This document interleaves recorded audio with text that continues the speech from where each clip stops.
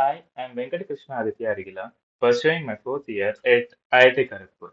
Now, me and Thota Kesava Chandra are going to present about few shot and zero shot learning and its applications. This is the overview of this presentation where we will discuss about the definition and mathematical formulation of few shot learning and then move on to important approaches of few shot learning. Next, we discuss the definition and mathematical formulation of zero-shot learning and its important approaches. Then we check the comparison between few-shot and zero-shot learnings. Now, what is few-shot learning? Originally, deep learning techniques require large data sets, and this is not available always in the practical setting. But we can take the human learning as inspiration. In few-shot learning, there will be many examples of well-known novel classes, but very few examples of other classes, let's say shape and mountain deer. We understand the different characteristics of the animals and differentiate them. Likewise, the algorithm extracts the feature and then differentiates even though there are less examples of the class. The intuition of this learning comes from the fact that learning with insufficient data causes model overfitting. The motivation comes from the constraints that label data is limited and annotating them is expensive. Now let's see the formal definition of few-shot learning. Given a support set S equal to x of I and y of I, where I runs from I to k into n, with n classes and k examples per class. This type of setting is called n-way k-shot learning, and the goal is to predict labels for query set q equal to xj, where j runs from I1 to m, and m is the number of test images.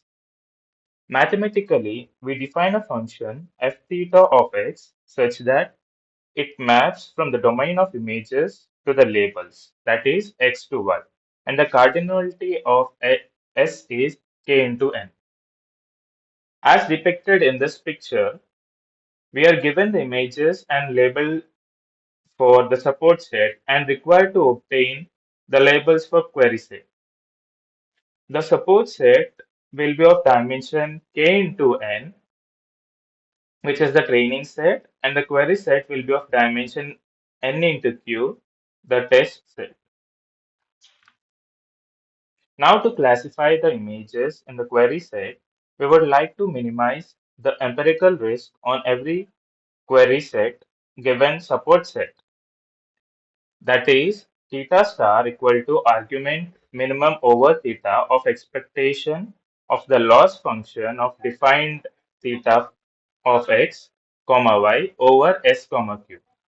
Now, this loss function can be considered as a cross entropy loss where L of f of theta of x, comma y equal to negative of summation over 1 to n yc into log f theta of x over c.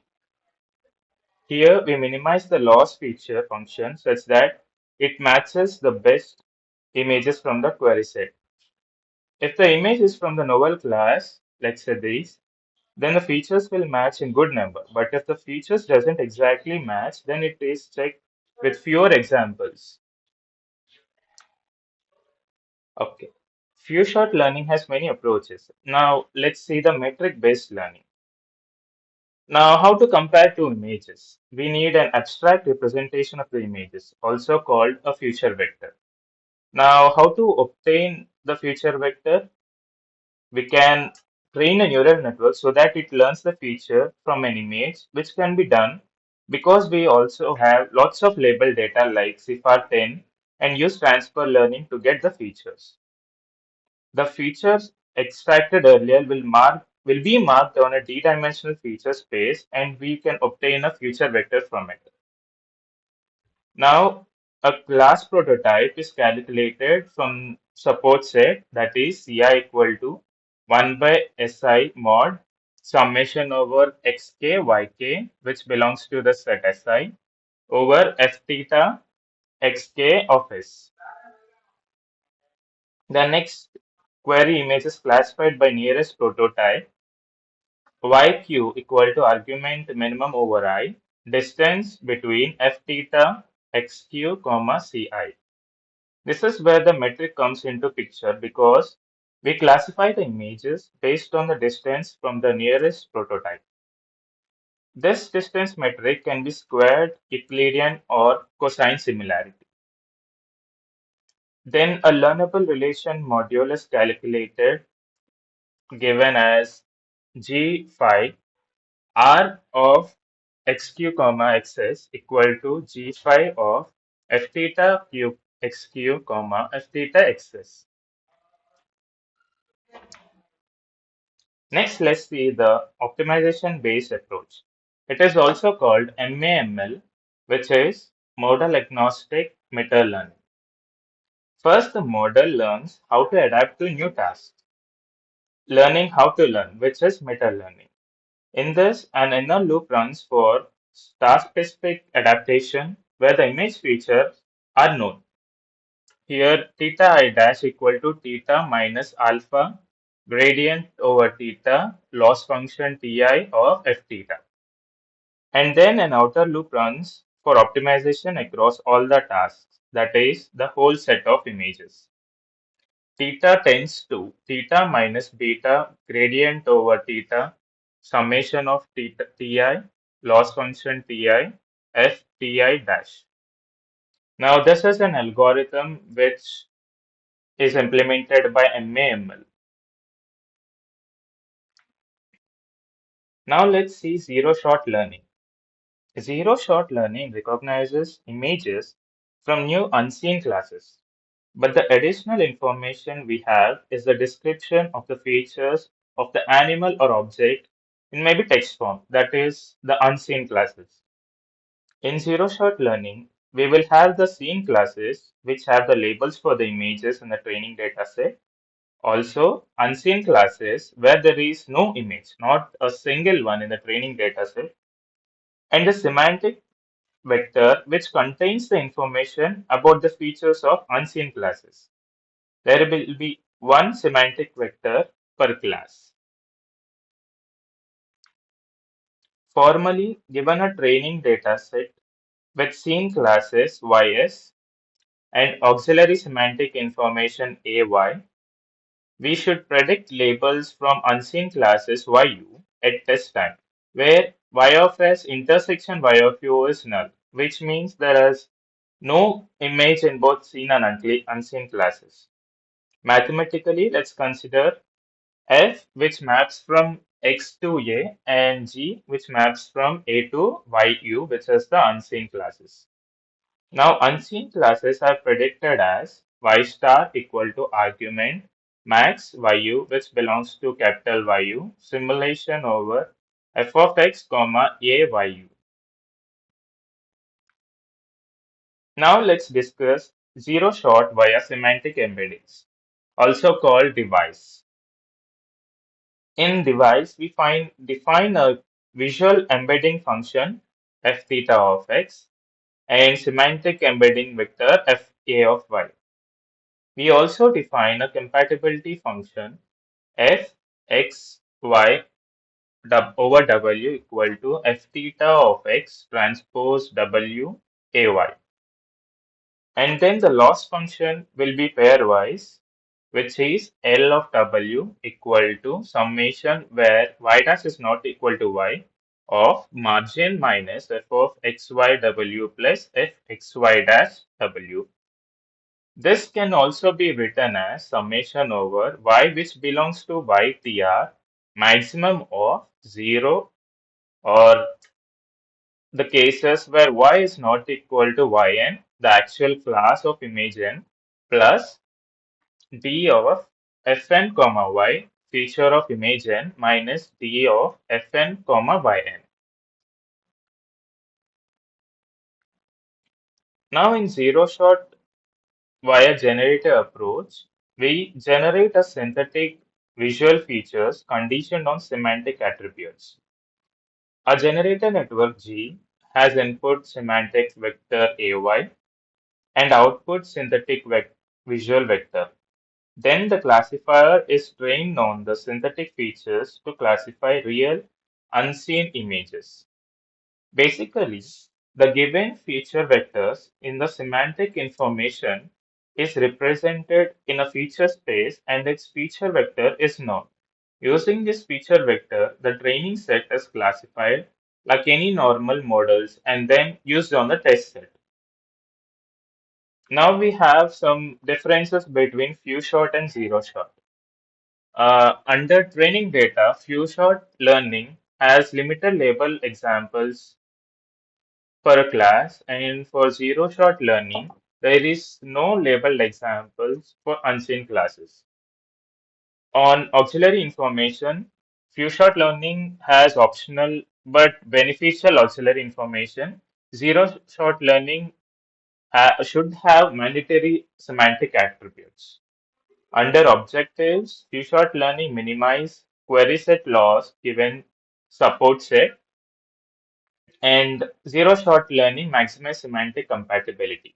Under generalization, few-shot learning focuses generalized based on few examples, while zero-shot learning broad generalization using pre-trained knowledge.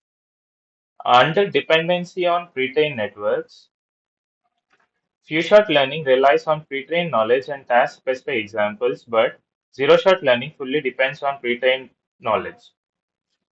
Task specificity. Few-shot learning adapts to specific tasks using a few examples, while zero-shot learning handles broad tasks without a specific data. Under adaptability, few-shot learning quickly adapts to new tasks within known domains, but zero-shot learning has flexible across entirely new tasks, has more flexibility. And under performance consistency, few-shot learning has more consistent, is being more consistent with representative examples, and zero-shot learning has variable depending on alignment with pre-training. Under flexibility, few-shot learning has limited flexibility due to reliance on examples, and zero-shot learning has high flexibility for drivers tasks. Under evaluation metrics, few-shot learning has task-specific metrics, and zero-shot learning has semantic similarity to accuracy. Now handing over to Kesava. Thank you. Thank you, Aditya, for the detailed explanation about zero-shot learning and few-shot learning and the mathematics behind them. Now we are going to discuss the applications and practical use cases of the same. So let's go over the introduction again. Zero-shot learning, or in general N-shot learning, are not a specific machine learning constructions or architecture like a neural network. Rather, they refer to the nature of the learning problem itself. In zero-shot learning, the model is not trained on any labeled examples of the unseen classes it is asked to make predictions about. This problem setup doesn't account for whether that class was present in the training data. Since the labeled information is not available for this class, the algorithm relies on auxiliary knowledge it obtained from elsewhere to make predictions. Auxiliary knowledge can be anything and can be obtained from multiple ways. For example, from a large text corpus of data. We utilize the knowledge that is already learned. For example, in transfer learning, if we extract the features using BERT and then we use auxiliary knowledge to read to understand the features and then make the decisions about a particular class this new data sample belongs to. For attribute based learning, we introduce attributes as an intermediate stage between prediction and final classes. So we define each class as a set of some attributes. Like we define a bear as containing brown color and fur, for example. So now once we have to make a prediction about a data sample, we extract the features, then correspondingly match the features which is near to a particular class. For this, we don't need to know. We just need the knowledge from a text corpus or something that these attributes belong to this class. And for embedding based learning, we process auxiliary information as vector space embeddings of different forms.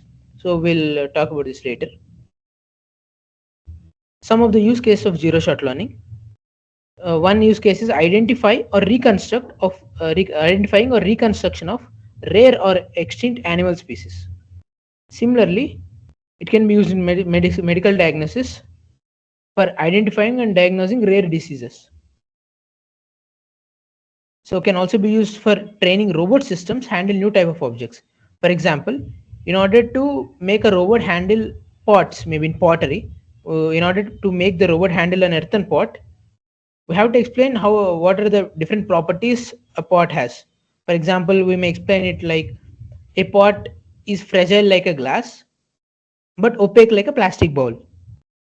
So rather than train it from the scratch, train it on the pot class, we can just explain it to the robot based on the existing classes so that it can transfer the information, and this helps the robot to survive in new environments and handle newer objects without retraining every time.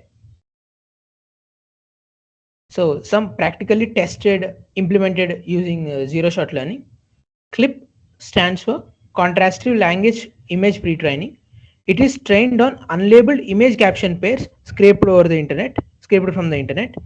A caption is written in natural language which is similar to a label but is not exactly a label because it contains a short description of the image.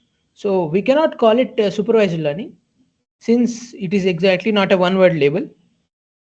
Both caption and image are encoded into vector embeddings and are trained to match. If a caption and an image are similar, then they are trained. It is trained in a way such that those the vector embeddings from an image encoder and a text encoder will result in a similar vector embedding with a very high cosine similarity.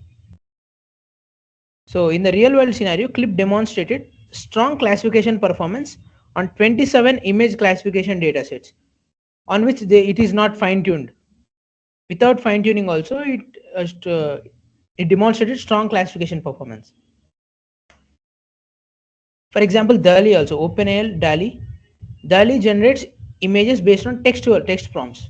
It can generate images that do not exist in real life, or something it has not seen. For example, a cube-shaped avocado. So in real world, a cube-shaped avocado doesn't exist, or it has not explicitly been given as training input to the model. But the DALI can generate a image of a cube-shaped avocado because it understands the shape cube and the avocado, maybe the color. So this type of generation of new samples that do not exist in real life can be possible using zero-shot learning. So there are very slight differences between zero-shot learning and few-shot learning. In few-shot learning, auxiliary knowledge as well as rapid adaptation techniques can be used to train the system. So we have a little amount of labeled data, so we leverage it to make accurate predictions. So here also we can use transfer learning to transfer the knowledge in order to perform new tasks, which is similar to zero-shot learning. Based on available label samples, new samples can be generated either by data generation or data augmentation techniques can also be used to generate sufficient samples to once we have sufficient samples, we can perform supervised learning directly. In meta learning, we train a model function across multiple training episodes to output a prediction for the degree of similarity between data points from any classes to then use learning from that process to solve downstream tasks. So in meta learning, we have short set of tasks such that we adapt, we learn how to learn. Meta learning is also called learning how to learn. So once we perform a small set of tasks, in the future, if some new task comes, the model knows how to adapt to the task by training only on a very limited set of data samples, labeled samples. So some use cases of few shot learning: facial recognition, identifying and classifying a new person's face based on a very limited number of images and adapt over the changes that person's face undergoes through the time. So for example, Apple's Face ID uses few shot learning to identify and adapt to changes in person's appearance over time. So beard changes and all are taken into account and it will match accordingly. So can also be for medical diagnosis, similarly as zero shot learning, can be used to detect and adapt to newer fraud patterns. Fraud patterns evolve over time, and we need to adapt to them rapidly in order to mitigate financial loss. So these systems, the fraud detection systems, even with a very limited number of label samples, should be able to adapt to newer fraud trends and detect them. So similarly, text classification, sentiment analysis. So newer language slurs, newer slangs emerge over time in languages, new grammar emerge over time, newer short words emerge over time. So in order to maintain user safety in social media and all, we need rapid adaptability of the regulatory systems to maintain user security. So let's go deep into the Apple's Face ID. So iPhones unlock by recognizing a user's face with limited training images. It is one of the most secure authentication systems in a mobile system. So it is just trained by very few examples where 2-3 images of a user's face. It adapts to variations like beards, glasses, or aging without needing retraining. So in the impact of this system is we have a secure personalized device unlocking with very minimal data and training. Another practical real world test use case is PayPal's fraud detection system. So since PayPal processes high amount of transactions per second, and these can become an easy target to fraudsters, and as fraud patterns evolve over time and use new schemes, the regulatory systems, the security checks need also adapt to this newer fraud schemes. So very limited amount of label samples will be available for newer fraud schemes, newer fraud strategies. So considering the huge number of transactions per second, the fraud system should also have evolved to prevent this. Few shot learning allows it to generalize to new fraud schemes without large label datasets. So its impact is we have faster fraud detection system. So it will maintain the financial security of users and will stop financial loss. So we have discussed about the practical use cases of zero shot learning as well as few shot learning. Thank you.